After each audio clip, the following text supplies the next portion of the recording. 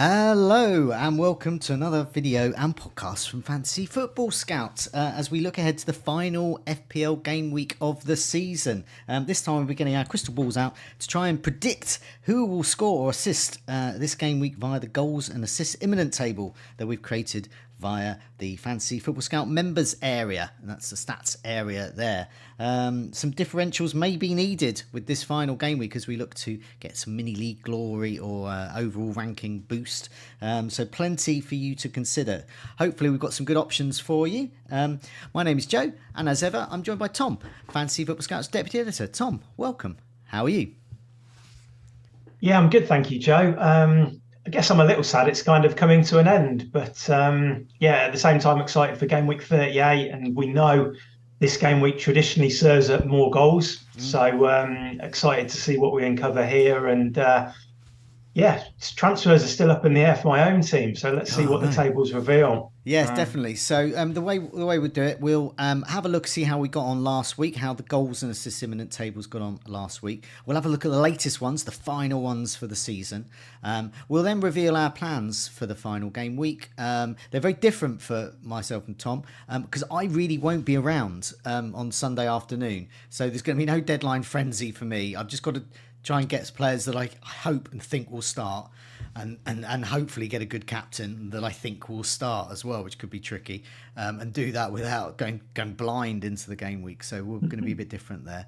We'll also have a live Q&A with the live chatters at the end of the programme. And speaking of which, I should say hello to them. So welcome to Zoran, Francis, Heather, FPL Focus and more. Thanks so much for joining us in the live chat early on. Hopefully many more of you will come. I've just checked the social media gurus at Fantasy Football Scout HQ have been on the case and have been promoting this. So welcome to those who've joined us already and those who will continue to join us. Let's crack on. We'll have a look and see how we got on. John has just joined us in the live chat. It says hello everywhere. Hello everywhere. Perhaps he meant to say hello everyone, but hello everywhere as well. And FPL Focus says coffee on the go, lads. Let's go. And Sujip has joined as well. Hello guys. Hello to all of you. Let's have a look, see how we got on. Okay, so the goals imminent table. I did this last night because I've been rather busy today. So Madison didn't score. I might as well just put a cross next to him as well. So I'll go through the list and then I'll get your views, Tom, and get a bit more details. Yeah. So our goals imminent table: Madison blanked, Anthony blanked, Bamford blanked, not for want of trying, but he was injured. Rashford didn't play. Willock injury got him as well. Saka blanked, and Ciso blanked. Surprising. And Mitrovic, he was the star of this. Okay, so we'll go down the list then. Start with Madison. You know, with sort of with an eye on game week 38, he was benched. And yeah, what's the rationale behind that? And will he start game week 38?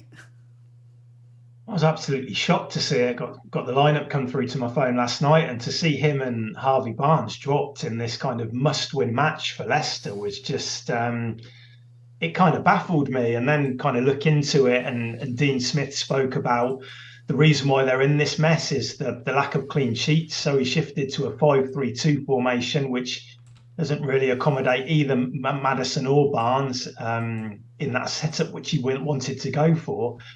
And I suppose from a defensive standpoint, it kind of worked, but they offered absolutely nothing in attack. I think they had their first shot, what was it, in like 91st minute or something like that. So, and they needed to win it. You know, it's out of their hands now. If Everton win against Bournemouth on the last day, Leicester are down. So the whole approach was, I think the idea was to keep it tight for 70 minutes and maybe nick something later on. But apart from that last shot, they didn't have an opportunity to do that.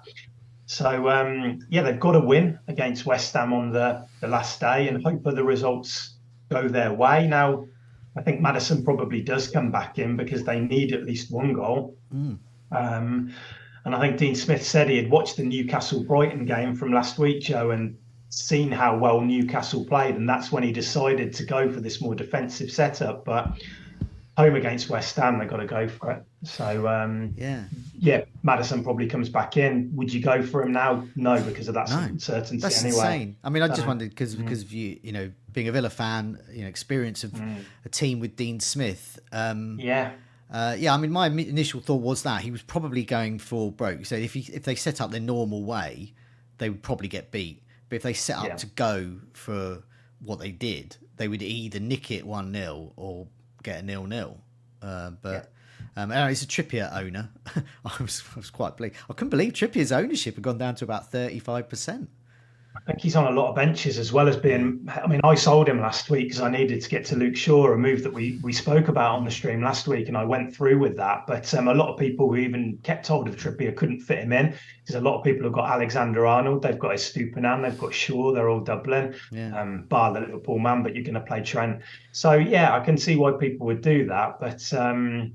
Yeah, frustrating after they haven't kept a clean sheet for such a long time. yeah. And then for Leicester to kind of surprise us all by going for this really defensive approach. But that's the way FPL goes sometimes, isn't it? Very hard to predict. I'm gonna temporarily skip Bamford. We'll come to him in a sec, but I'll just sort of lump up Anthony and Rashford because Rashford was ill. Lots of speculation about is he get on the coach? Is he going later? Like taxied down in an ambulance or whatever. That's how I spent my Friday night analysing a video of some guys getting off the back of his hat. Is that right? Or the bag? Is it Rashford? And it wasn't. Karam, who does our FPL stat show on a Saturday, he is also an expert at spotting clothing and haircuts of Manchester players, usually City in training grounds. So is that Grealish you can see in the background, that type of thing. And he'd spent some time analysing the bags Rashford carries, and there was speculation. There was a player came out and in a hood, so no one could see him when headphones. And I think Karen was on the case immediately. That's not his usual bag. That won't be him. And also he doesn't have over the ear headphones. And it's crazy what we do as FPL managers, isn't it? But he's ill, so he should be back this midweek. And you would imagine he's going to start. And Fulham, Anthony as well, you would imagine would be playing. And he's been on our tables for a while, so Manchester United attack's looking quite potent, I would say, at a Gameweek38. Yeah, I mean the attack has generally struggled in recent weeks a little bit, United's, but Rashford, I did just see a tweet before I came on this video saying that Rashford was back in training today. Now, I don't know about the source of that, but I need to look into that. But that's at least what I heard 5 minutes before coming on air. But that's positive. Yeah. I played him. Did you play him, Joe? Yeah. Sitting there. I mean, he's so well owned. And I had Isak as first sub, so I thought, well, it doesn't matter if he doesn't play. To be honest, I've got Botman with his 8 points second sub. So if he and Grealish don't show up, I'll be happy. Could get both. Yeah. I mean, it sounds like not to kind of dampen that excitement of getting that Botman points, but it does sound like he probably will play tomorrow. Sorry, it's not tomorrow, is it? It's Thursday. Sorry, well, we've got the Man City game tomorrow first. So on Thursday, I think there's a good chance he makes it. Anthony, I saw quite a few people punt on Anthony this week. I quite liked it. Same price. I mean, it made sense, didn't it? I mean, Anthony is kind of flattered to deceive throughout the whole season. I think he's only scored 4 Premier League goals, but he takes a lot of shots. So you guess the thinking behind it was that you might just get lucky and you might just land on one of those days when he does deliver, and he still could. He still could on Thursday. It was very frustrating in that game when there was this wonderful ball pass to him that he ran down that flank, and you thought, well, this is it. And then I don't know what he did. He just did it for like a millisecond, and then that was enough time for the defenders to get back and stop him. I watched some highlights. I didn't watch the whole game. I watched some highlights, and he looked a little bit casual to me on the ball, which I didn't like. But he had a few shots, and he lasted 86 minutes. Garnacho came on for Sancho, so I guess that's a positive that he was kept on. And you'd like to think he starts against Chelsea in what is a pretty good home match, I guess, these days. A home game against Chelsea, in the way that they're performing at the moment. So, if you're an Anthony owner, still think you can be positive going into Thursday's match that you might get something. So, all on Twitter, And on FPL content like this, we're all looking for teams with something to play for in Game Week 38 because there's so many that aren't. It's all wrapped up. Yeah. One of those teams with something to play for is Leeds. And so that brings me on to Bamford's next. Now, he went off injured, and that's been the story of his year really. Yeah. But nevertheless, if he is playing, he's the number 9 for a Leeds side that have to score. There's no messing around there. They've got to score. They've got to do well. And they've got to hope, I'm not sure whether in the stage where results going their way, but they've definitely they've got to win that. Yeah, they do. It's against Spurs. He'll, are tough, but also concede. So Bamford, what's the latest with Bamford? Is he going to be ready? Well, the last update we had was from Allardyce on Sunday night, and he said it didn't look good for Bamford. I think it's his hamstring. The problem that they have is that Rodrigo, who moved into more of a central role, he was playing on the wing before that, on the right wing. He moved into a central role, and he got injured too. I think it's a foot injury he's got. So they've got both forwards are flagged at the moment in FPL. Let's see what Allardyce says. If both of those players are out, they're really going to be limited. I think he wanted to take Rodrigo off at the weekend, but he said, I've got nobody on the bench who can play that centre forward role. Wow. Yeah, so it's not looking good. Is this going to be the week that Sam Greenwood hauls? Who knows? Yeah, possibly. He's been getting a few minutes under Allardyce. So, Bamford was doing all right until he came off. He was working the channels. Leeds were the better side for the first 20 odd minutes. They got the lead. And I liked Rodrigo as a Game Week 38 punt. We put him in the differentials last week because we thought, he's a player this year when he's got minutes. He's actually, he's got, I think, something like 12 or 13 goals this season. So he's got a good return, considering he's playing in like a really poor Leeds side. And I liked him as a punt, but at the moment there's a flag. He can't go there. Let's just see what Allardyce says at the weekend. Because, like you say, Joe, it's not a bad fixture. Brentford stuck 3 past them at the weekend in a good second half performance. So, let's see. Okay, Sokan in the live chat has said, looks like our trust in Greenwood will finally pay off. Yeah. So there we go. Right. Could be his week. Willock's next. He another one that's succumbed to injury. He's out for the rest of the season. I say rest of the season, one more week. So he's out for that. Saka's next. Interesting. And it'll be interesting to see if he's still on the goals imminent table. Arsenal, they're in terrible form. The last few games, hardly any point. They've been beaten by teams they've either been beaten by or drawn against teams they really should have been beating. Obviously, apart from Brighton, who are marvellous, but teams like Southampton, a draw against being beaten by Nottingham Forest. I mean, it's not good enough to win the league. So, but nevertheless, they're at home. They're against Wolves. They've been blooded. They need to show their fans what they've been about. I actually think Saka and Odegaard could be good punts. What do you think for Game Week 38? Sorry to sit on the fence, Joe, but I just don't know. Because it's just like what Arsenal have been terrible, haven't they? I mean, even against Forest, such a lack of attacking threat. I think they had something like 0.6 XG or something in that match. They didn't create anything. They didn't even look like they really wanted to be there. And so we've been talking about this game for what, 4 or 5 weeks, Joe? Game Week 38 punt on an Arsenal midfielder at home against a Wolves side who don't travel well, who've been really poor on the road for a while now. But I'm just now in this position where which Arsenal are going to turn up? They've shown nothing. So it's a real punt if you go and bring in Saka or Odegaard. Yeah, they've been brilliant across the season. They've offered excellent value. They've shown us nothing, really for the past 2 weeks, Saka or even longer than that. So I really don't know. I'm not considering that. I mean, one, because I can't afford it, but even if I could, I'm not sure if I'd be looking at it. It's very hard to know. I mean, what do you think? Do you think we'll see a reaction, Joe? Or do you think it's just going to kind of be one of those drab 1-1 type matches? Or? The thing is, it's one of those ones. I do think so. I do think we will get a reaction. I do think that they will step it up. But having said that, it's hard to get inside the mentality of them. And I'm not 100% of that. So I'm about 90% sure that the Arsenal we're more familiar with will turn up for there. They want to give a good show to their fans. And their fans will be pleased with this season. I mean, they were never, the beginning of the season, we never thought they were going to win the league, and so they're about at least a season too soon for a title challenge. So they have overperformed in that regard. But so I do think there will be a reaction. But am I sure of that enough to get one of their players in? Now, if I already own Saka or Odegaard or Jesus, I'd play them. Oh yeah, absolutely. But will I be getting them in? I don't know, because there's lots of other names that I'm sure we're going to talk about a bit later in the show that I think could be better. But yeah, I mean, Saka, would it take a goal, penalty, maybe he might assist 3-0. Yeah. He I mean, there is massively.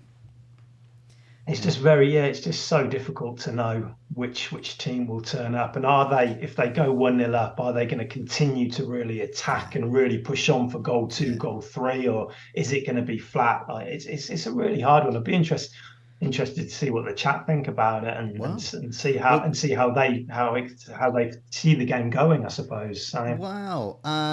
Field FPL was wondering if Smith Rowe's going to get a run out. Sudip is Reece Nelson might be an interesting one. I mean, that's the other thing. I mean, they're going to start with Saka, Odegaard, Trossard, Jesus. But who's going to come off at 59 minutes for Smith Rowe, Reece Nelson, and so on? I mean, there's nothing. It doesn't matter what. Out.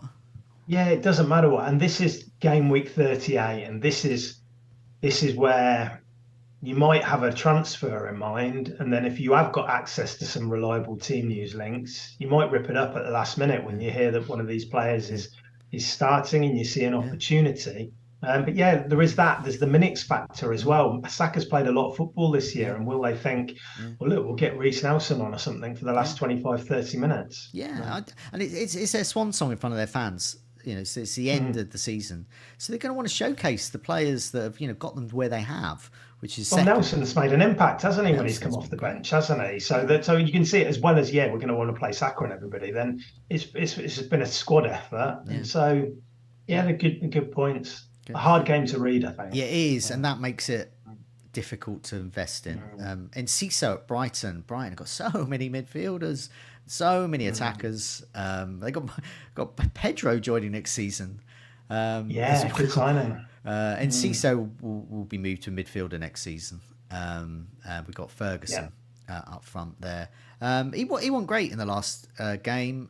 He could play against City. He could play the final game. Could don't knows.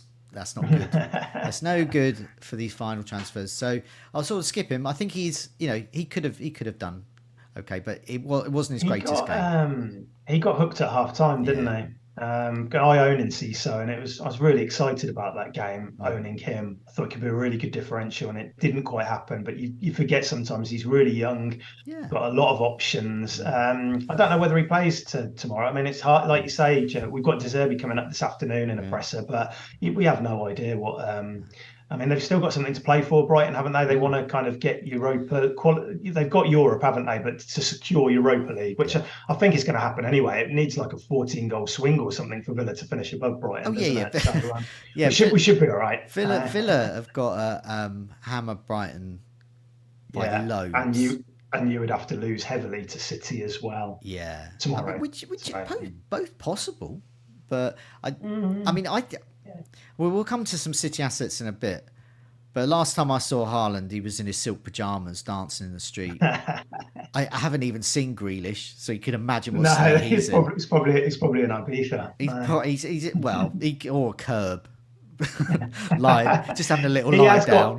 But by the he has got better. He has got better, and the only thing that makes me think that maybe he has kept it to maybe just 24 hours of partying is the fact they've got these big games coming up. But we'll talk about it later, but I'd be surprised if he either start tomorrow. But we are playing a bit of a guessing game with that. I remember when Brighton were in the Championship, we had a player on loan from Middlesbrough, I think it was. I can't remember his name now, a striker. People in the live chat might remind me.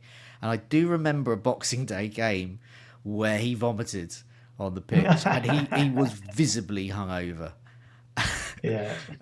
So, maybe we'll have that tomorrow. Yeah, so maybe they'll just turn up. These 11 absolutely drunk guys in their silk pajamas dancing, And then meanwhile, Yeah. Brighton just sidling past them.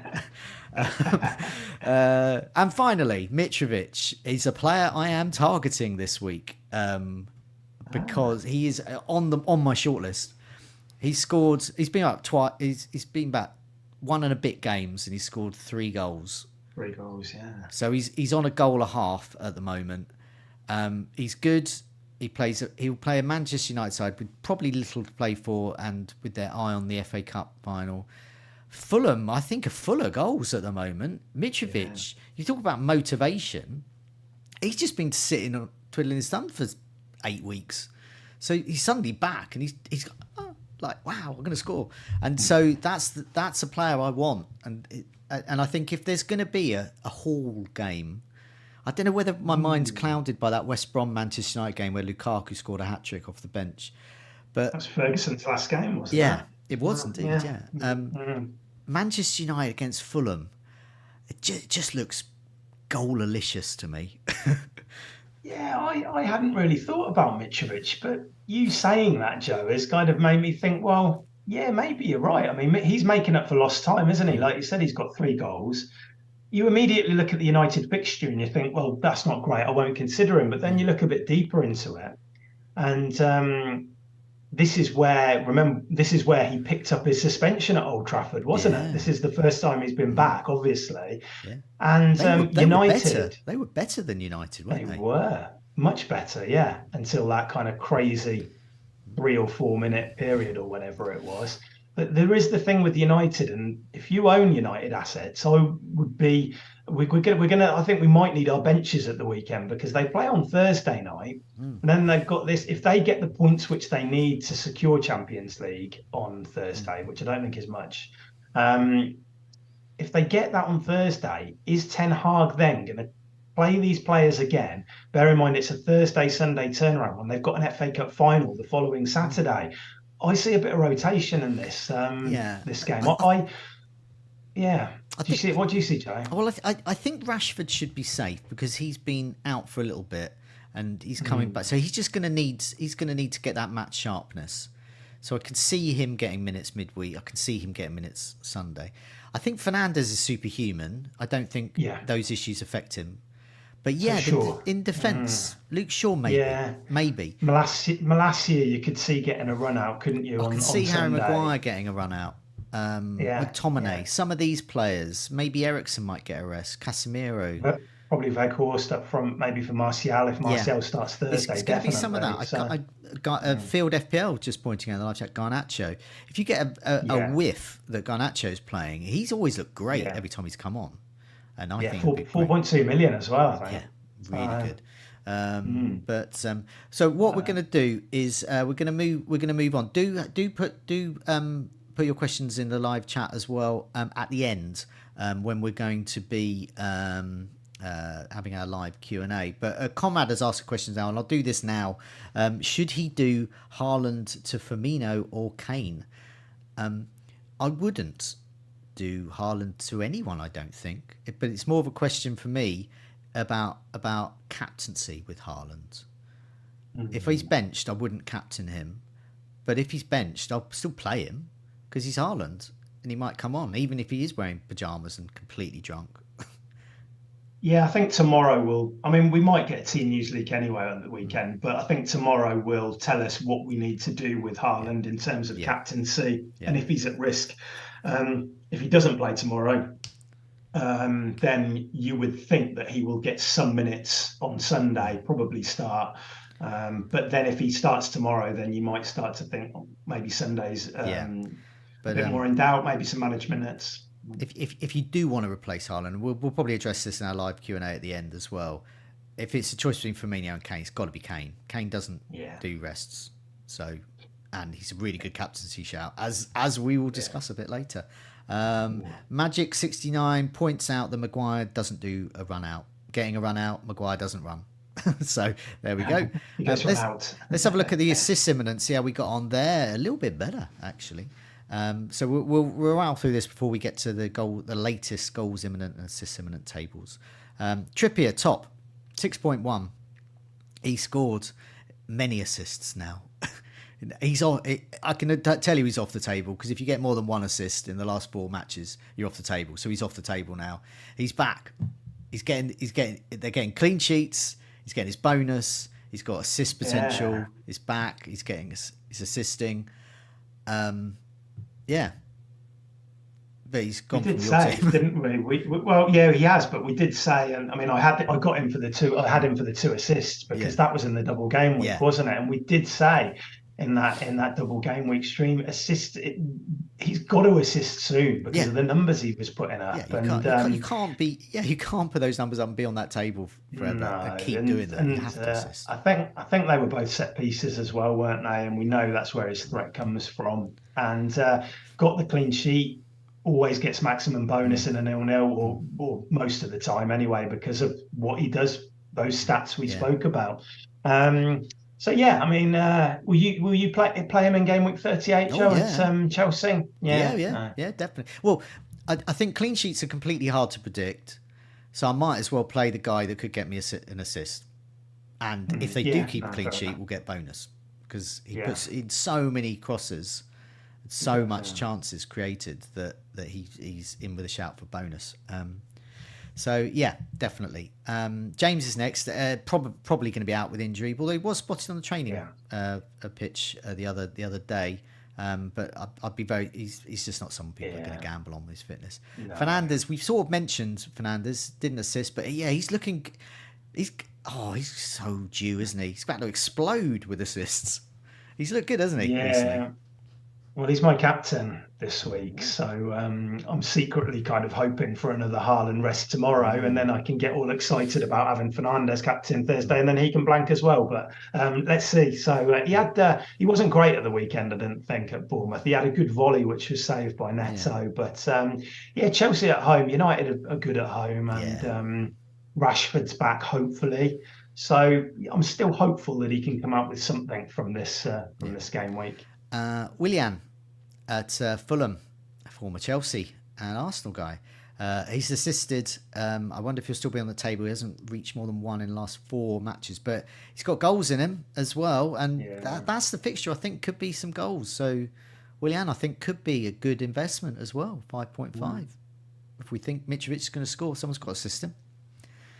Yeah, he's had a really good season, and he's really stepped up of late as well. So Fulham. So I hadn't even thought about Fulham as a possible team to target. Now you've got me thinking, Joe. Yeah. So I'm full of Fulham. McAllister is next with Brighton. He got an assist. Really creative. Slightly more advanced role. Veltman's back. Gross is available, so Gross can fit in for Veltman. And Gross has got his own assist potential. It's just a question for me with McAllister. In game week 38, does he play? And I'm currently thinking of benching him, having him my first sub, or possibly Matoma. Matoma or McAllister. I'm not going to field both of them, and I think a lot of other people are going to be in the same situation. He's obviously going off, leaving Brighton at the end of the season, and it's probably going to be to Liverpool. If Brighton don't have anything to play for apart from avoiding getting hammered 14-0.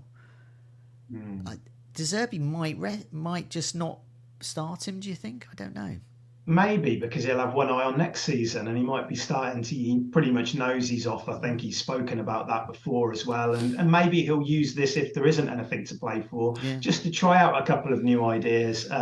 Could he play Enciso in the hole instead or something like that with an eye on next season? So that could happen. I mean, he was, going back to the weekend, it was, I think, his most creative game this season. He created 7 chances in a game, which he hasn't done. So, and he was back in that number 10 role.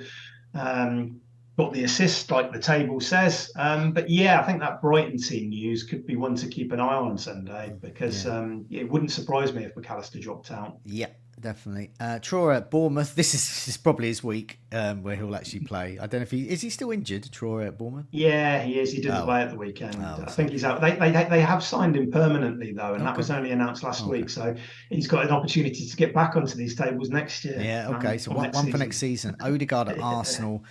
Like with Saka on the goals imminent table, didn't get anything at Forest, but same issue, isn't it? Everything we said about Saka is true for Odegaard. It's just what will their mentality be? Who would likely replace him if he, for example, he got subbed off, say 60th minute or so? Fabio Vieira Oh, okay, probably. right, yeah. Potentially Smith Rowe, I, c- although you'd I probably can think he would come in from I can Martinelli. see some of those players getting minutes, so I do wonder Mm, about Odegaard's minutes. That's all. March is out for the season at Brighton, so we'll skip over him.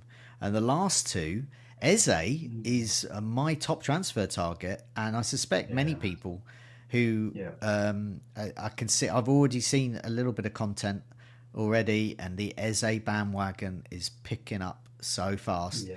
that he will probably cease to be a differential amongst very engaged managers. But nevertheless, he's No. very low owned at the moment. He got the assist.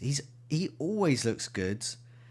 Palace play Forest, who I hope are drunk Nothing to play still. for. Yeah, nothing to play for. So I like Eze a lot. Yeah, he was Yeah. good last week, and he's going to be good in game week 38. What do you think? Yeah, I think he's an excellent option. He's got the fixture, he's got the form. I mean, he's played well at the weekend, but he's played really well under Roy Hodgson throughout his time there. I think he's got eight Yeah. attacking returns in 9 games under Hodgson. So yeah, really good game week 38, last day punt. And I can see, like you say, I can see a lot of managers going for him because you look at that price and you've got all those Brighton midfielders, which people might be looking to take one out maybe if you've got two, and it just fits perfectly. So Eze will be popular. Olise as well, I think, can be really good. A little bit cheaper. I think you're probably going to go for Eze because I always think of Eze as a bit more goal threat. Yeah. Olise is a bit more of the creative of the two. But it wouldn't surprise me if both or either of them hauled on Sunday. I think Yeah, I they're think great. that So, looks like another game that's full of goals. Two teams with nothing to play for, but I don't think it matters because they're quite well. I say thin squads. Forest isn't. Forest is quite. But I do think with Crystal Palace, I think it's going to be they're going to play their best players. I think they're going to put on a show. yeah, and it might be Hodgson's last game because we don't actually, at least I don't know, what he's got planned for next season. Is he going to stay on? You would think he probably will, but Yeah. maybe it'll be his kind of his last match, and they'll be treating it as that. I mean, what a great job he's done since he went in there, Yeah. and he's got these young players like Eze and Olise. I mean, Eze didn't hardly played under Vieira, did he? And Yeah. he's come in and they built the team around him in this 4-3-3 kind of formation, and he's been excellent. Yeah, So that narrative about whoever took over at Palace would do well because their fixtures obviously improved. it's true. Yeah. That is there is truth in that, but as you point out, some of these players they just didn't get a start, and then you look at them now and they go, why didn't they play? They're incredible. They probably could have Madness. won a lot of Yeah. those tough games with the likes Yeah, of and Eze. they've done it without Zaha for a lot of the time. Yeah, Zaha hasn't been fit for most of that as well. And players like Jordan Ayew and Edouard stepped up at the weekend. So yeah, fair play to Palace and for Hodgson and to is it Parish for making that call yeah, as well? Because when we all saw Hodgson reappointed, I think a lot of people kind of feared the worst and thought, well, what's that all about? And proved everyone wrong. So definitely. And the final name on this list, Grealish, remains to be seen if he's still on the table. But yeah, I mean, he couldn't get anything because he didn't play. So what? Just to recap, I know you've mentioned him before, but what do you think? How many minutes do you think he'll get in game week, the final game in game week 37 and in game week 38? well, I mean, we're all playing a bit of a guessing game, aren't we? Because even the Man City predictors, which I follow on Twitter, like Luke, like Alex, who are very good at what they do and put a lot of thought into it, even they're saying it's a bit of a lottery tomorrow. Yeah. We don't know, and how Pep's going to approach this one. If I had to guess, I'd say he doesn't play tomorrow, and then he plays in game week 38 once they've had a bit more time to get the celebrations and the Yeah. out of their system. Maybe he said to them after the weekend, look, you've got to be in and around the squad, but we're going to give you a week off, and then you play then, and that's when the focus really starts Yeah. on the FA Cup final. Okay. But that's just me. Yeah. Maybe it'll be the other. Maybe I'm wrong. I mean, I'm thinking of ditching him myself because, I mean, as I'll explain when we go through our teams, I'm not going to be around for deadline. So I just need to sort of think who's going to play, and he's 7.2 million, and he's been on my bench a few times since I've owned him, and I haven't got tremendous amount of returns from him. He could haul, obviously, but he doesn't scream a haul to me. whereas Haaland, Alvarez, Mahrez do. Yeah, I mean, if he weren't to play tomorrow, you're probably going to get 60 minutes out of him at least on Sunday just to get him back. But yeah, I can kind of understand. There's a lot of appealing midfielders this week, and if you've Yeah. got a free transfer, I think you've got two, haven't you, Joe, as well, Yeah. which opens up a few more options. Yeah. So yeah, I can see why you would do that. Definitely. FPL Spartans in the live chat has pointed out that it wasn't Boxing Day that the Brighton player in the Championship vomited because he was a bit hungover. It was in fact New Year's Day. Even more drink. Well, that probably makes more sense. Yeah. And it was James Wilson, who was in fact on loan from Manchester United, who was the player. I remember that well. Okay, let's move on to the latest goals imminent, the final goals imminent table of Gameweek 38. Maddison is top. 2 chances, big chances missed. He's out of his 3. He has scored in the last 4 matches. 6 shots on target. He should have scored at least one more goal, and he's been on this table for 4 weeks because he's only scored that 1 goal in his last 4 matches consistently. 6 shots inside the box, 12 shots in total. We as you pointed out, we can't go there because he's been benched before. I mean, you imagine you play this, but I just can't see. I just can't see anything that entices me about Leicester. No, and Dean Smith as well after the game, they asked him how he would approach that West Ham game, and he said, well, because they need a goal, he said, well, we're going to try and potentially stick to the same blueprint and try and keep things tight and make it very hard for West Ham. And so it's not really, under Brendan Rodgers, they would get on the front foot and attack teams and at least try to make things happen. And that might not be the way they approach this one on Sunday. They might look to keep it tight again for 55, 60 minutes or something and then nick a goal. So yeah, I think there are better options than Maddison this week. Okay, so Anthony's next. We've mentioned him before, so we won't dwell on him too much, but he has had 2 big chances, missed them both. No goals last 4. Couple of shots on target. Expected goal data, he should have got getting on for 1.6 goals. That's whatever that means. So nearly 2 goals. A couple of weeks on the table. 16 shots, a lot. It's like what you were saying. He shoots a lot, but there's 9 inside the box and just 2 on target. So he's not good at shooting, which is his problem there. It's the next name that is particularly interesting. Share at Newcastle. Now, if you're looking for that Patrick Van Aanholt player who can get you a clean sheet, who can get you attacking returns, multiple attacking returns, it's Share at Newcastle. 2 big chances. He's missed both of them, but he's had 4 shots on target. He should have scored at least once in the last 4. First week on this table, and what happens when he's on these tables? He usually hops off because he's scored or he's assisted. He's had 7 shots inside the box and 12 shots in total. He's the Van Aanholt of Game Week 38, 2022-23, isn't he? He's a real threat from corners, crosses into the box. He's always had that goal threat, hasn't he? He's always popping up on these tables, like you say, then he disappears and he scores, and even got a couple of assists recently, didn't he, when he played some long kind of range passes from the back. So, yeah, I mean, I guess this Chelsea game, wouldn't surprise me if Newcastle got a clean sheet, if it was a narrow 1-0 win for them or something like that. So, I mean, personally, because there's a lot of goals traditionally in Game Week 38, I'm not looking to use transfers in defence. But if you are needing to, because some people will need to make a transfer there, he probably is one of the better options to look at, and a good differential as well. Definitely. Just in the live chat, FPL Big Head said Grealish is like a dependable car. Won't get you the girls, but will get you to work on time. FPL Spartans points out that Grealish is in fact the opposite of that. Grealish will get the girls and won't get you to work on time, which is probably more apt there. Moving down the list, Fernandes, we spoke about Manchester United. He's your captain this week.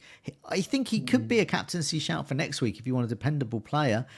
We've seen him even with a busted leg sitting on his sofa. He's still up and about and looking good a couple of days later on the pitch. But he has no big chances. and he hasn't missed any of them. But 4 shots on target, no goals. Should have scored at least once. And I wonder if he's on the assist imminent table as well. He's had 16 shots last 4, 6 on inside the box. First week on this particular table, because he's been on the assist imminent table before. Yeah, I think he is a good captaincy shout this time out. If we know he plays, yeah, because if he'll, I mean, he probably will. It's just, I just keep looking at that fixture and the timing of it, and I don't know. I mean, this is Fernandez. He is a machine. You think he's going to start, and he probably will, won't he? Maybe I'm worrying over nothing, but yeah, if we know he's going to play, home against Fulham, who have improved lately, but they have traditionally been a bit leaky at the back as well. You can see goals in that game, like you say. So, yeah, I mean, there's some good. I mean, if we're not going for Haaland, you've obviously got Salah this week, which we'll talk about. He's a really good choice. Kane looks a good choice. And then maybe in the tier below that is players like Fernandes. Yeah. So. Almiron's next. He was a sensation first half of the season, sort of dropped off a bit. But he's had a shot on target, should have scored in the last 4 matches, at least a goal, but it hasn't. First week on the table, and it's 10 shots, 9 inside the box. That's good. I like to see those stats, but just 1 on target. So that's the downside for him. But once again, a good fixture against Chelsea. 5.4 million. He's affordable. He's could be another high. You're looking at potential highest scorers. He's got a couple of goals in him a match, hasn't he? Yeah, he's come back into the starting 11 recently. Playing on that right wing. Murphy had been playing it before that, but then he picked up a knock and that allowed Almiron to come back in. We know what he can do. Overperformed first half of the season, but even regressing to what we in his underlying data, he still would have been playing well. Yeah. And performing and doing enough for a £5.4 million asset. So yeah, I don't mind that again. I mean, this Chelsea team, it's not what it was under Tuchel. It's they've got weak points. Their fullbacks they're limited. I mean, I think they played Azpilicueta and the youngster Lewis Hall at the weekend. So Almiron will be attacking that left side, and I don't mind that as a punt in game week 38, Almiron. No. And if you own Wilson, and I own Isak as well, and I might sell Isak, but probably because he's been on the left wing and hasn't been quite impacting games like I want him to. But I don't think there's anything wrong with holding them this week either and playing them, because it wouldn't surprise me if they returned. Yeah, I mean, Isak I'll probably sell this week because I've had enough of seeing him on the wing. And he hasn't been the player I want to. I mean, Wilson is in my sights, but I'm not sure whether he would start. I mean, I would imagine they would, but I think I'm just not sure of that. And they've qualified for the Champions League, haven't they? It doesn't matter whether you finish third or fourth. I think if it was a home, if it was a home game, I would say that Wilson would definitely start. But maybe Isak that gets benched. It might be some younger players because it's that away game. But nevertheless, Isak is on this list. 10 shots, 6 inside the box. First week on the table here, showing that he has been having a go at goal. I think it was that effort in the not the last game, the game before last, so the game week 36, I think it was, where he really should have scored, but didn't. Saka and Rashford are on the list still. We've already mentioned them. Saka, I mean, it's a glass half full or empty thing with Arsenal assets. Will they put on a show, or will they just be down in the dumps? And so that dilemma is going to go on all week for us. Rashford, just to highlight his stats here, because he hasn't played yet in game week 37. 4 big chances, 3 missed, 8 shots on target, 18 shots in total over the last 4 matches that he's played. He's been on the table for 3 weeks, 10 shots inside the box. Should have scored in this time. Players like Rashford, when they appear on this table, don't stay there for long with those stats. 18 shots, 10 inside the box. That's time. It's time to pop off, and after he scores, and I suspect he will soon. And Martial's there, but we don't think he'll start, do we? If he's first choice now, Weghorst will probably get 38, wouldn't he? Yeah, I think you're right. Yeah, if he plays on Thursday, and even when he plays, the issue for Martial is minutes. He was taken off on 57 minutes at the weekend at Bournemouth. you can't rely on him, unfortunately. If he were to be benched on Thursday, then you maybe feel a bit more confident about a start on Sunday. Yeah. But if Champions League's qualified, then would it be surprised if they try something a bit different anyway, and Garnacho and players like that come in? Okay. We'll move on to assists imminent for the final game week as well. So a lot of players we've already mentioned, so we can sort of sketch over them, but I'll read out their stats. We mentioned about Fernandes, about his goal threat, and that he's on the goals imminent table. He's also on the assists imminent table, and this looks really imminent. 20 chances created, 13 corners, no goals, 1 assist. Should have scored another assist, 3 successful crosses. Been on this table for 5 weeks now, so he hasn't added to that assist over his last 4 for a while. It just underlines what we've been saying about him. If we think he's going to play, he looks an option. James at Chelsea's top of this, by the way, but we just don't think he's going to start, and he's just not someone we can go for. But nevertheless, if he does, he has potential. Odegaard is still knocking around, 7 chances created, 3 goals, no assists, and he should have got about half an assist.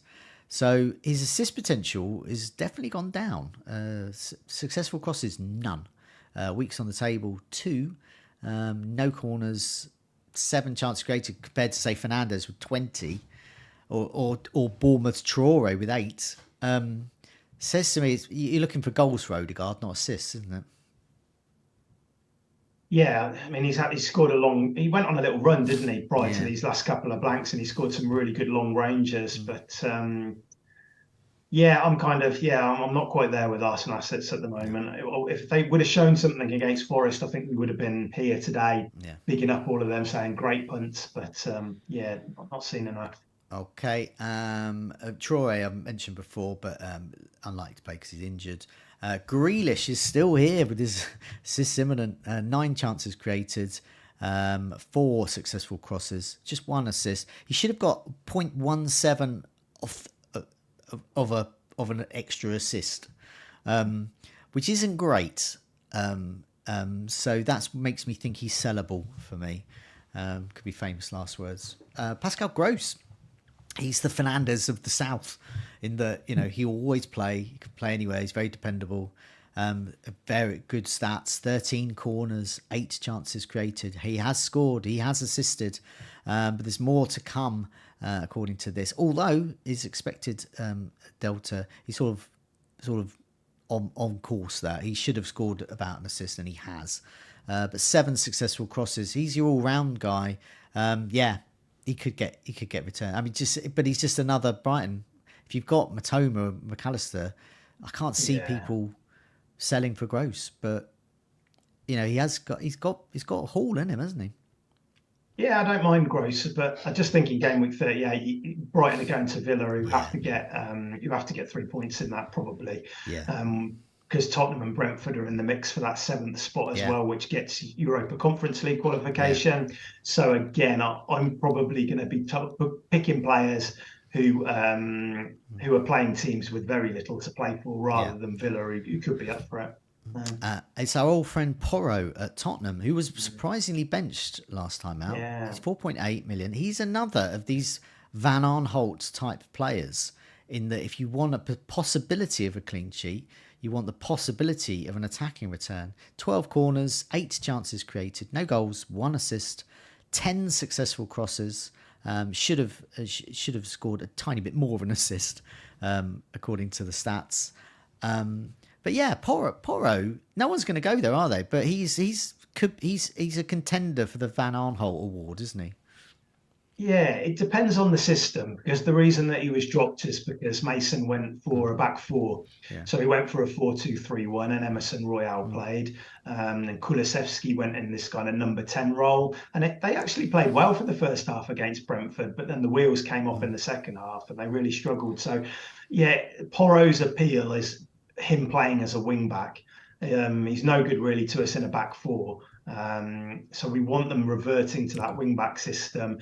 And if we know that he's doing that before the deadline, I don't mind punting on him then, but I would want to know that information before making a move.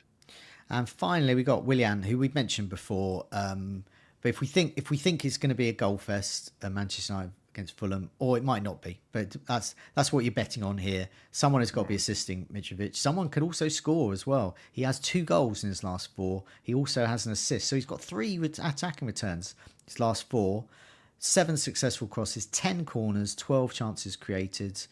You've mentioned that he stepped up before. So there's not much more to add here, but in the he's still knocking around. He's still imminent for more assists and possibly more goals as well. So a good differential option. Now what we do is we'll have a look at our teams now.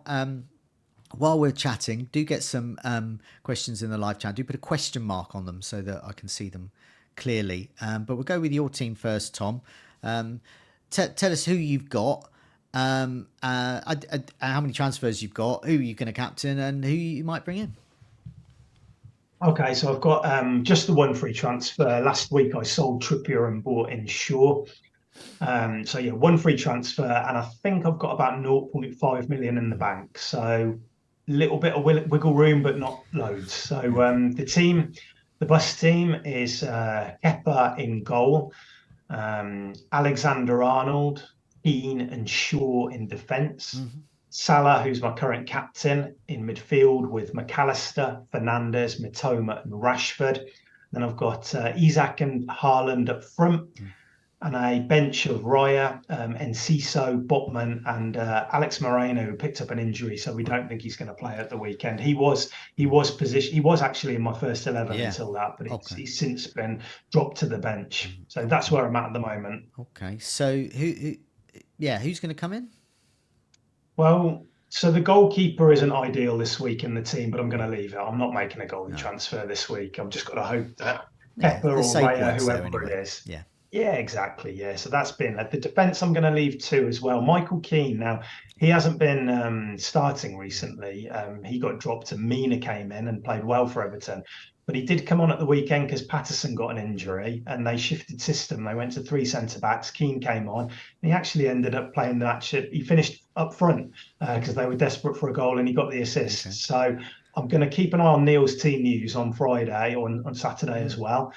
If he's predicting a start for Keane, I'll probably play him because I don't mind the fixture at home against Bournemouth. But I might be prepared for Botman having to come in, which...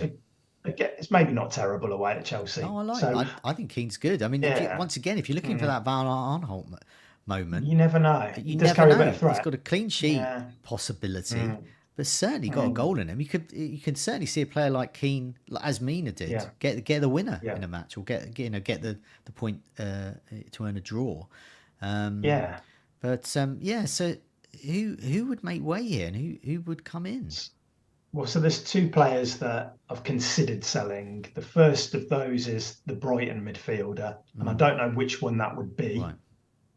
I was kind of leaning towards Mitoma, but having chatted with you earlier, Joe, maybe I'm thinking that McAllister might be the safer one to sell, but one of those guys. And if I did move to another midfielder, who have I got on? I've made thrown together a bit of a list of a few players I'm considering now. Top at the moment is a player which we've spoke about earlier, Eze. Bit of an obvious transfer that. But I also like Paqueta at West Ham. I thought he was brilliant at the weekend, and he goes to a Leicester side who are desperate for points. And I suppose that goes against what I was just saying with going for a player who doesn't have anything to play for against a team that does. But I think if Leicester have got to go for it, that could play into somebody like Paqueta's hands if they're committing a lot of bodies forward. So Eze, Paqueta, I even looked at Decore and Everton players and stuff like that. Decore I like a lot. I like Decore a lot, Everton. Bournemouth struggle with set pieces. If Calvert-Lewin's out, quite far forward. Who's going to score the goals? The Duke himself. It could be. So that would be a one move. If I sell Isak, I'll probably be looking at a Watkins or maybe an Alvarez if we knew he would start. That's a good call, actually. Looking at this, I think, going back to that Brighton question, I might as well answer this question now because you asked it, and there's a question in the live chat about it as well. FPL Spartans. It says, if you have Mitoma and McAllister, and that's me as well, one has to go. Based on your Brighton and Villa knowledge, of the team setup, which is the better option to keep. I think with Matoma, he was expected to be rested in the Southampton game based on De Zerbi's notion that Matoma can't play 3 games in a week. So he has done so far. So he should. I think if Matoma gets rested for the Man City game, I would play him because Aston Villa play. Tom will correct me if I'm wrong. They play quite a high line, and very high line. Yeah. And Matoma, I don't know if you notice, he's quite fast. So he's going to nip behind that high line and cause havoc. And he's been quite. He's not appearing on our tables, but the eye test, he looks like he's going to haul, and he has got an assist recently in the last game. I think Matoma's one, but if he is playing against Man City, I think he could actually bizarrely miss out. And McAllister, it's a tough one. It is a tough one. I think McAllister's, if he's starting, I think being on pens and with his assist potential, I think he's got a really good chance of doing well. But I don't know. I think historically managers, if a player's definitely going to go, they tend to use, and they've got sort of nothing to play for the last match, they tend to use that to, it's not just sort of get the young ones in, it's to sort of, as you said the phrase earlier, Tom, it's sort of to prepare for next season. And Matoma's very much part of the plans for next season. There's no indication he's going to go. McAllister definitely is. I mean, I'm reading reports that Liverpool are going to pretty much sign him like on the Monday after Game38. Right. So at the moment, it all depends on that Man City team sheet. But at the moment, I think I favour Matoma to play and McAllister to even bench or sell. But yeah, it's a decision you have to come to as well. Yeah, I think I get the high line. I mean, Son got in a couple of times when we played at Villa Park a couple of weeks ago, and you can see Matoma making similar runs, albeit from a slightly wider position. But you can still see him doing that. We played Cash came back in at the weekend. We have been playing Young, so he'll probably be up against Cash. I'd expect him to start again. But McAllister as well, if he plays, he could be a good option because we do play out from the back. Yeah, we're not quite. We're better than that. We haven't conceded a goal in an open play at Villa Park in a long time. Yeah. Kane got the penalty. I think we kept some like 5 clean sheets in a row at home before that. But we do play out from the back. And if there's a player in that number 10 position and we make an error in that, they're going to be there, stationed in that position to pick it up, capitalise and get a clear shot at goal. So I think that if you can be around on Sunday, which we obviously all can't be, but if you can, and we might get to see those team sheets possibly. Brighton, I don't think, tend to leak that much. They don't seem to be one of the teams that you see a lot of team news dropping for, but we might know. And if one of them's benched, then that's an obvious sell, isn't it? So. Yeah, definitely there. So, yeah, I think there is a shout for a Brighton mid. It seems sensible. But also Watkins, your team. Yeah. That's the other thing is people the final. I mean, I remember getting David Silva in for his final game, just because, and he did very little, but I didn't care because it's a sentimental thing. But people go with their teams as well. You're a Villa fan, so it would make sense getting Watkins in. I'm going to play. I'm going to play 2 Brighton players because I'm a Brighton fan. Yeah, but I think I do think if you're looking at Watkins, I think he hasn't scored in 4 games. I don't think he's scored 4, but we're at home. It's a massive game. I mean, John McGinn had an interview earlier this week when he was saying Emery is obsessed with this match. He is working around the clock to devise tactical strategies, video analysis, everything to get 3 points in this match. And the fact that we've had a week off when you're in action against Man City tomorrow, that doesn't always work. But I think with Brighton, with the volume of games that you've had recently, I feel more confident than I normally would do playing Brighton, I think, this weekend because there's so much riding on it. So I think Watkins, really good pick. There's certain players and teams that you just want the season to end, and Brighton is one of them. They've done ever so well this season. This is it now. They haven't got so much in the tank left. But then you get sort of teams like Fulham. And in particular Mitrovic, and Mitrovic does not want the season to end. He's like can't wait to be back. And I get the impression with Brentford as well, because they are pushing Yeah. Villa and Spurs for this place. Yeah, well, Tony, it's interesting, isn't it? Because Mitrovic has been out and then he's come back in. Tony's now out, but the players like Umbuemo and Wizza, they're stepping up, aren't they? They all Yeah, want to prove a point. They all want to say, well, I'm the main man now. And yeah, they're finishing strongly. I mean, Brentford could still finish above Villa and qualify. I know they've got to play City at the weekend, so that won't be easy, but they weren't in it a couple of weeks ago and they're back in the at least being talked about. So yeah, I mean that there isn't a lot to play for on the final day, but that seventh spot is quite interesting. yeah, definitely. Well, let's move on to my team. So I'm slightly different in that I won't have the benefit of I spoke about it last week and earlier in the show as well, but I'm not going to be around. I'm at a comedy festival. So I'm going to be watching John Robbins, Richard Herring, and then a bit later, James Acaster. So I'm very much looking forward to that at the Wells Comedy Festival in Somerset. So we're getting lots of comedians coming down to our county. Sounds good. And so I might be able to glance at some point at 2:30, maybe, but at team sheets. But is there anything to be trusted around then? I don't know. I've got to make my moves before I leave for that. So before midday on Sunday, I've got to make my moves and just hope for the best. So I'm targeting talisman. I'm targeting nailed on players that I think are nailed on and just hope for the best. And I definitely need to have some bench players. So luckily I have got bench players at the moment. So I'll run through my team and my thoughts. I've got 2 free transfers and I have to make them early. So I've got Steele in goal. So I could go for Kepa against Newcastle, but I think at the moment I'm just going to go with the Brighton player because I think they're both going to concede. I think they're both going to get saves, and if Villa are really targeting this, Steele's going to get a lot of saves and concede a lot. Trippier, I'm going to play. So I like him at the moment. I'm back on Trippier. Shaw against Fulham and Alexander-Arnold. I mean, that's just going to stay. In the midfield, I've got McAllister, Matoma, Rashford, Fernandes, and Grealish. My Grealish is going to go, and I'm going to probably get Eze in. I really like Eze this week. And I've still got another transfer to make there. So I'll go to my attackers first, and I'll talk about what I'm going to do with the other transfer. I've got Haaland.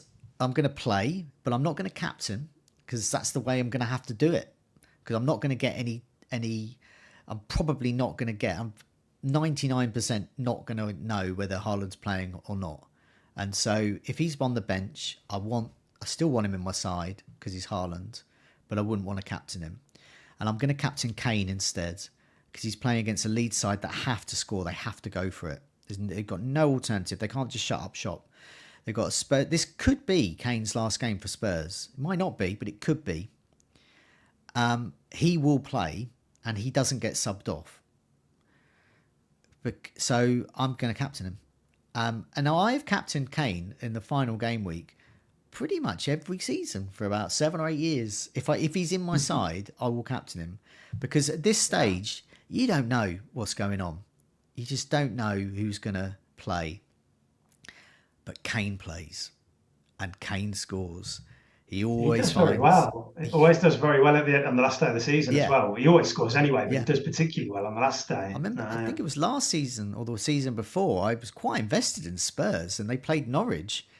And right, I had Kulusevski and Kane. I couldn't believe my final final and score. wasn't Son going for the Golden Boot? I think. Yeah, well it was just a field day. So I like Kane. He's sort of reliable. I can watch my comedy, and then I can come back and watch probably one goal. But he did it again this week. You know, Spurs not great. Does it? It would probably get bonus. So.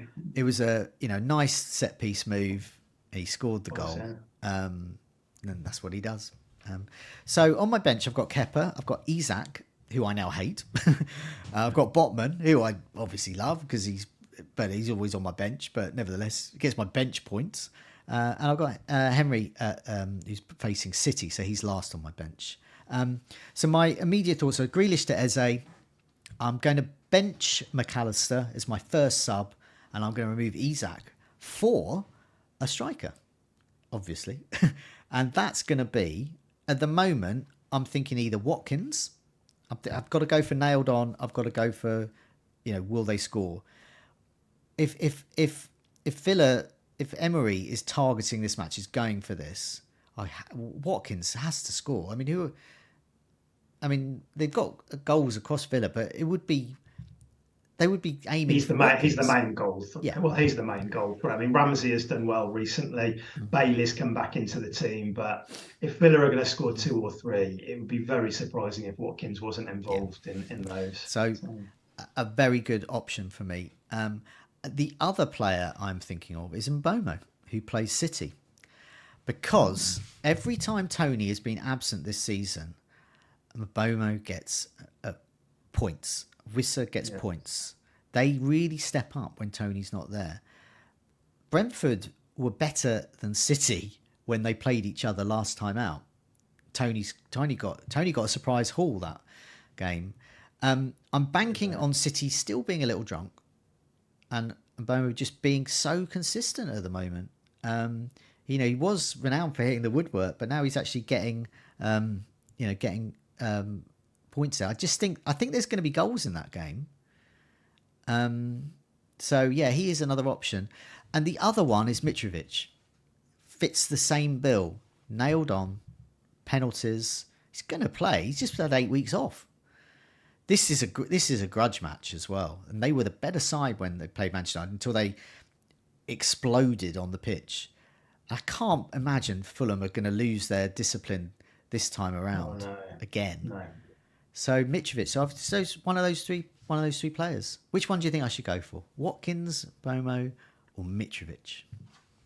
Personally, as a Villa fan, I have to say Watkins, but I don't mind the Mitrovic one. And Bomo one. Well, look, Brentford are good at home. They've only lost twice at home all season. But it is City, and maybe it will suit them. They'll be able to play on the counter a bit more. But I just think if I was going for a final punt, I do quite like that Mitrovic one that you said. But I think I'd back the home player. I think I'd go Watkins if I had a choice, because Watkins is the highest owned out of those. But around your rank, probably not so much. A lot of people have sold him, so it will be probably a bit of a differential coming in. I quite like if I did that, I would bench Steele.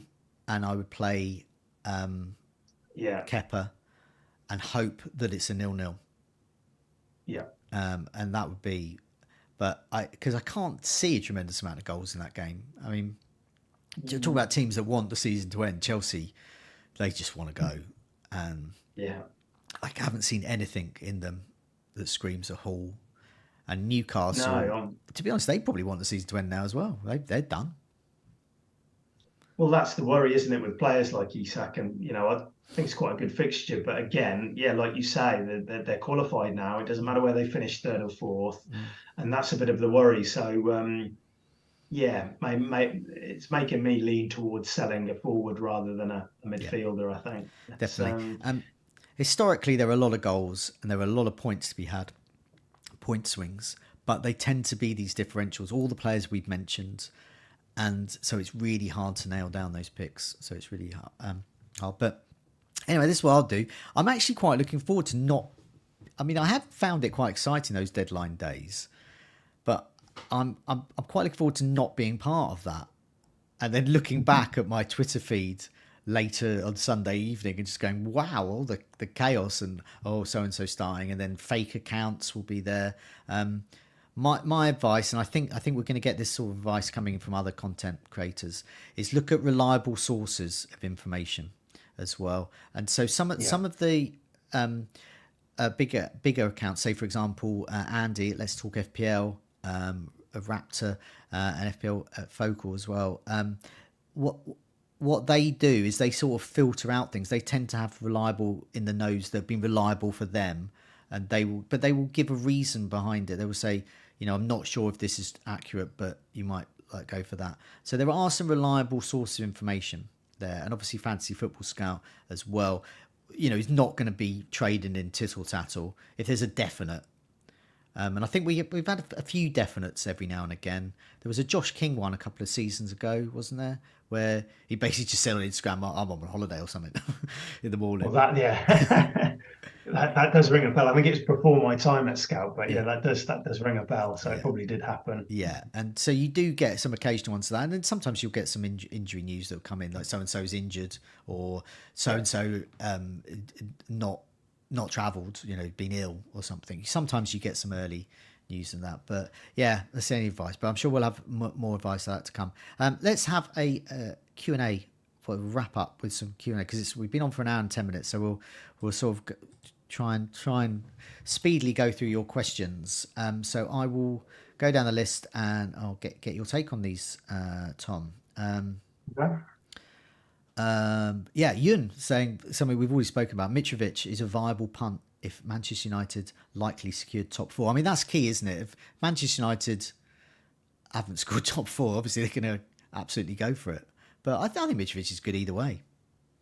Yeah, I wasn't really thinking about that pre-stream, but I don't mind that one at all now. If United are going to rotate, yeah.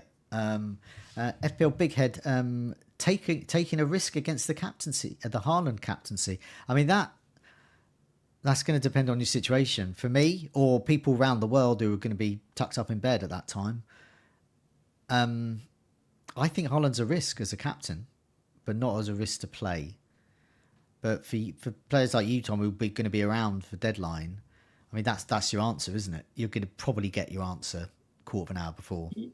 Yeah, I might not even captain Haaland, even if we know he starts, to be honest. So I'm pretty set on Salah at the moment, at a relegated Southampton side who have had the worst defence in the past 6 matches. So I think this might be a week to kind of go against Haaland, because even if he starts, you would expect him to maybe make, after an hour or something, to be bought off and reserved for the cup finals. Magic 69 asks, why don't just buy a Luca Dean? You'll get comedy, tragedy, and FPL all at once. He's not going to play, is he? Or he is now, because Alex Moreno's out, I think. He will. So, yes, of course. There is an opportunity there if you want to. Well, yeah, I don't know if he. Well, yeah, I mean, if you're brave, because you don't know what you're going to get. I would definitely advise don't do that. But Brighton are still a very good attacking team. I expect that they'll score. So okay. John Chapman, is this vlog called Joe's Selection? Lol. No, that's that little bit of it. That little 10 minutes bit was. But we've been on the air for an hour and 10 minutes, John. So keep up, mate. We can talk about other things. Omar, why not Jesus? Yeah, why not Jesus? I think it's just because of that Saka or Odegaard. I don't mind it if you want to get on a punt, but it is punty because Arsenal have just shown nothing recently. They've got nothing to play for. They might rotate a few players. Nketiah might get minutes. Smith Rowe, Fabio Vieira. You might fringe players. Nelson. They might get more minutes than you think. So, of course, it could work at home against Wolves, but I'm not quite behind that yet at the moment. Adria asks, any comment on a free hit for Gameweek 38? Well, obviously, if you still got it, you've got to play it, because otherwise you're going to lose it, because there's only 38 weeks. But all of the players, you can really go differential mad for this one, can't you? And you can get cheap players. You can focus on Fernandes, Salah, Kane, Haaland, and then you can fill the rest of them with wonderful differentials that got a good fixture. Yeah, I mean, we put the Scout Picks Plus team together yesterday, which is essentially a free hit side, isn't it? And so we went with Kane, Haaland and Watkins up front. We put Salah and Eze, Rashford in midfield, and we actually had McNeil in there because we didn't have. When you go for a freemium team, there's an £83 million budget. It's very hard, so we went with McNeil. If Mikolenko's back at the weekend, he should play further forward. And so but you can go. The Scout Picks tends to be. it doesn't tend to be too radical in its selections. But of course, if you're chasing, there's loads of potential to go for the differentials. You might want to throw a Decore in there, or you might want to throw a Paqueta or a Jarrod Bowen in, or something like that, or at the back you might want to get Pickford in or Tarkowski or something, and hope for a set piece goal. So yeah, I mean, I'm quite envious of people on a free hit. Yeah, definitely. It'd be a lot of fun. So there's your answer. Have a look at the scout picks we've got so far, the bus team scout picks, but then also look at the final scout picks we'll have Friday or over the weekends. And there's your answer, because that is essentially a free hit. It's what we hope is the perfect free hit for the game week. They're the aim anyway. John Chapman, get Ortega in goal. Yes, but the spectre of Scott Carson always lurks at this time of the season, and I don't know whether you're going to get 2 games out for the final game out of Ortega. Maybe. Who do you think is going to play, Ortega or Edison, game week 30, or Carson? I think it would depend on tomorrow's lineup. Sorry to keep going back to that, but whoever doesn't start that, because if Edison doesn't start tomorrow, then is he then going to leave? I mean, I guess for a goalie, it's more likely that you could have a prolonged period out the team and then come back in. But I think you would. He talks about rhythm a lot, Pep, doesn't he? So he might put Edison back in for the last day. Lubermore asked, what about Rodrigo as a pick, or McNeil? So we mentioned McNeil already, but and Rodrigo, I think it's just an injury thing. I think he is a great pick if he's definitely fit, but he could have a problem with his foot. So look at the team news on that's coming up on Friday, and obviously over Saturday as well. Keep an eye on the tweets, Fantasy Football Scout. What? Oh, here we go. Job asks, what do you think of Jacob Ramsey? Now, we mentioned him before. Jacob Ramsey for a Brighton mid. You were saying that at Villa are targeting this match, and we've had Jacob Ramsey on the goals imminent table, and guess what? He pops off because he scores. How good is Jacob Ramsey as a differential, do you think?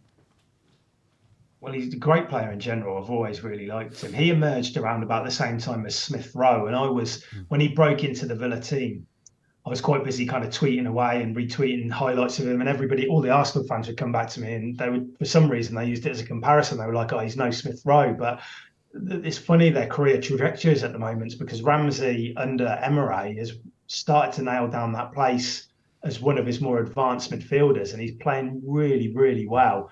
He arrives in the box quite late, so he picks off those second balls, and he's got a good finish on him. He's strong. He's good at running with the ball.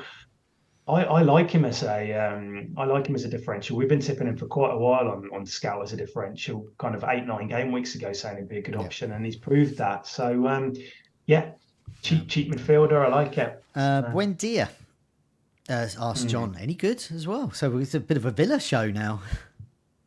I think he comes back in. So I would expect him to kind of be buzzing in and around Watkins and probably a bit more central areas than Ramsey. It's very hard to know to choose between the two. I'm trying to think of the Brighton setup and players on that side. So you'll probably have Ramsey attacking the side that in Veltman, in between Veltman and Dunk kind of thing, and then you'd have Buendia. I mean, I always think your midfield screen's pretty strong if it's Caicedo and Gilmore come back in, or Gross. Yeah.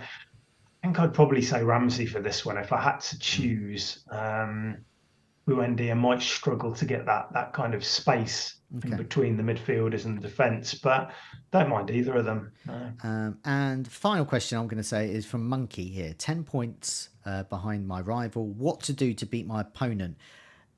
For example, a differential captain or 2 differential players.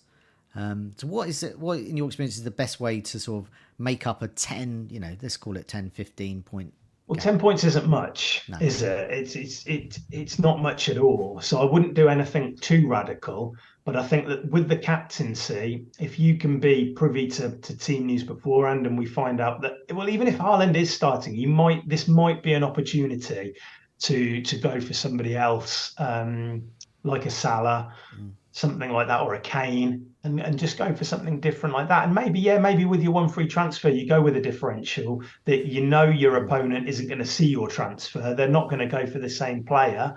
You can't really do much else than that. I certainly wouldn't advise any crazy points hits or anything, because 10 points isn't a lot. That's a haul from one player could be the difference. Yeah, I mean, my experience, a points hit is only. I mean, it can pay off. It can pay off really strongly, but more often than not, you're just trying to beat the odds. And I think a points hit. If you're looking to get like a slight, so I think I took a points hit a while when Aguero scored his goal against QPR, his famous goal to win the league. I think I took a points hit to get him in. Yeah. And I certainly captained him.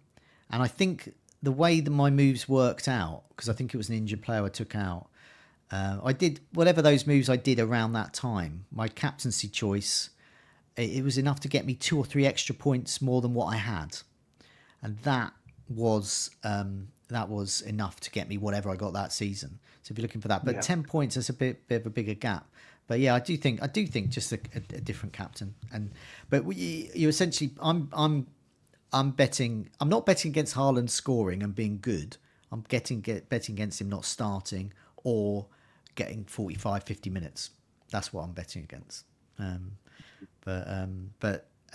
So in my case, I'm not being different to be different. I'm being different because I'm not around for deadline. But yeah, I do. Yeah, those differentials will pay off. It's that Van Aanholt you're looking for. 18-point return from a low-owned defender or midfielder, something like that. That's what you're looking for. But trying to find them is tough.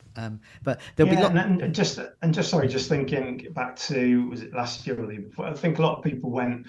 Salah was the main captain, wasn't he? And a lot of people went Mane, for instance, and that paid off. And Mane came in and Salah blanked, and so captaincy can be quite a powerful one by going against the captain poll leader, and maybe just hoping that things go for you on Sunday, and that could result in a big turnaround of points, couldn't it? You could make that 10 points up in easily. Just before we go, thanks for joining us. Not just for this episode, but all for the season. It's been a pleasure to do the Goals Imminent one with you, Tom, and hopefully we'll be back next season because those it's a good way to showcase those fantasy football scout tables. But it's also a good way to sort of frame our chat around our teams and what we're going to do and the main decisions. And I've enjoyed the live chat, especially at the end. Lots of insightful questions from everyone there. Lots more videos coming up and podcasts later in the week, including burning questions. We've got Harry's team, got some tips coming up from Rich as well. Gianni's team selection. Got the team news and might have something planned over the weekend as well. So we've got lots and lots coming up, lots more. So apologies for those I haven't mentioned as well. And there's going to be lots of good advice, and the advice will get better as the week goes on. Not because the content creators are better than us, which they are, but it's because they'll have more information each day. They'll have a day's better information. So we will know the City lineup midweek, game week 37. That will help make your decisions game week 38 and so on. So do keep tuned for all of those things, and do keep on Fantasy Football Scout website. Have a look at those articles that Tom, Neil and Mark are writing. And also, it gets you updates about the scout picks, the team news, and you can create your own Goals Imminent table as well. It's easy. If you're a member there, you can just go in, create your own table, make it to your heart's content. Thanks, everyone. We'll see you next season, but I'll see people again on Friday for team news. Take care. See you soon, Tom. See you, everyone. Thanks, James. See you soon.